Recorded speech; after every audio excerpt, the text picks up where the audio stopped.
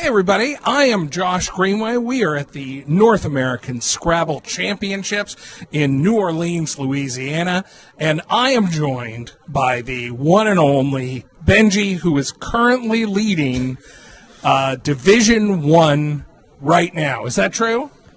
It doesn't feel true, but I guess it is. That's good. So what is your record? I have 11 wins and 12 losses. I'm sorry, 10 wins and 2 losses now. Okay. See what I mean?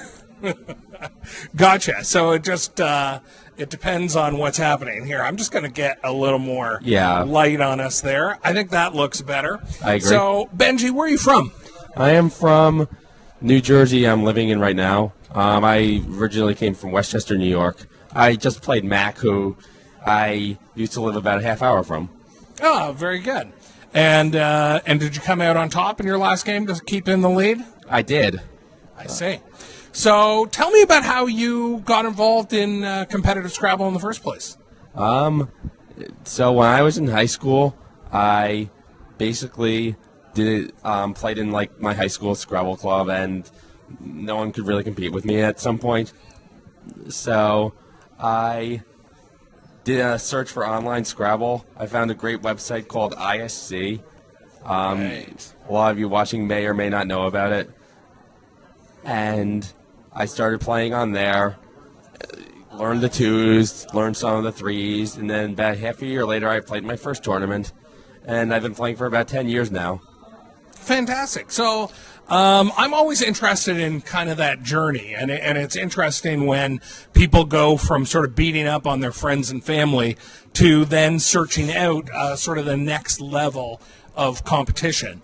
So, like, if you were talking with someone who was kind of in that position or was interested in Scrabble and was looking for more stuff to do, like, you know, you talked about learning the twos and threes, like, what would your advice be to them?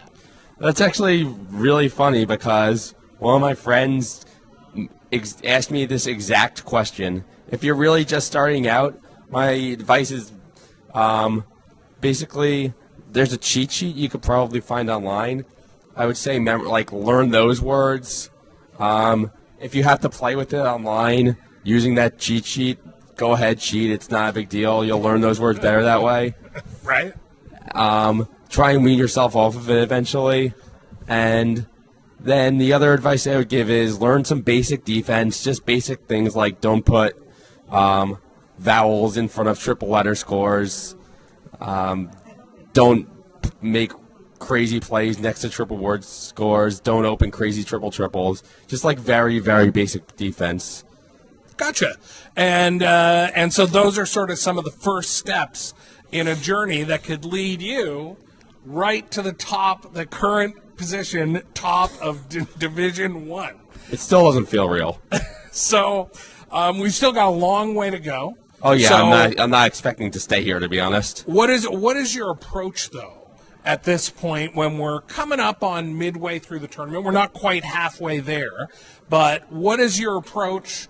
Like, do you just take it a game at a time? Do you try to get extra sleep? What does your process look like?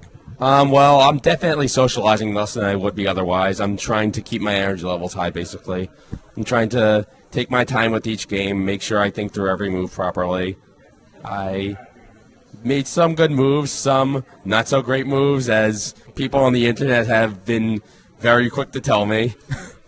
For sure. Well, and you can watch some of these top table games if you go to the Facebook page. If you search NASPA, and just like it's spelled behind us, NASPA, NASPA SCRABBLE on Facebook, you'll find our Facebook page, and you'll find a link at the top which will take you to a page where you can see games playing out in process. So my next question for you, Benji, is you talked about, trying to take it easy a little bit, like we're in Party City, you've got your beads, all that kind of stuff. Conrad keeps giving me beads. So socializing, just taking it a little bit easy. But here's my question. From the time that you began, 10 years ago, or it sounds like a little bit before that, to now, what does your friend group look like? What does your community look like? What's Scrabble done for you that way? Let me take a second for that one. It's a lot to think about. Like, my friend groups have had many ups and downs. I've became friends with people. I've fallen out of friendships. I've made new friends. I've seen friends pass away. It's all part of being a community, though. For sure. And certainly on a personal note, having this kind of community is pretty great. Amazing. And, we've got this crazy game Scrabble in common, but there are just all kinds of different people here. And the friendship part of making words, building friendships is something that's super important to me. I'll say this much. I took a kind of a break from Scrabble when I was getting pretty frustrated with the tiles. In 2013, I was also doing well at this tournament, and I fell off a lot near the end. Hoping that this doesn't happen again. And I got really frustrated. I played a lot the next year and just completely burned myself out.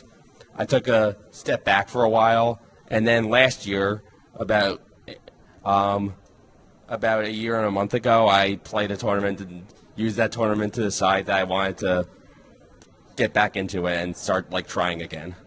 Oh, that's great. At one point, 3 Scrabble players at a table all offered me food. And if you want to be my friend, just offer me food. Well, listen, best of luck to you the rest of the way. I look forward to seeing you up there on the leaderboard and what the shape of this tournament is going to be like for you over the next, what do we got, 19 games to go, something like that? I'm taking painkillers to kill the pain that eventually will come.